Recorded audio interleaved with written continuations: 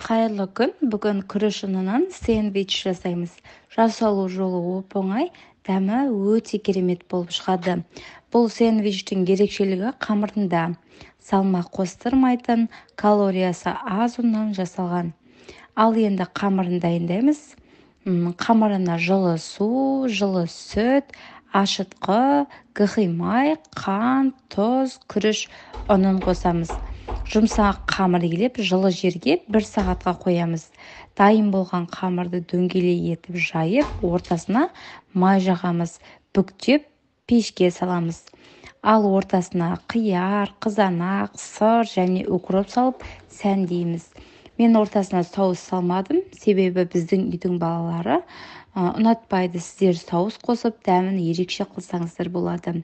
Мектепке баратын балаларыңыз болса, немесе жұмысқа түскі асқа алып кетсеңіздер болады. Ендеше ас болсын, лайк басып тіркелуді ұмытпаңыздар.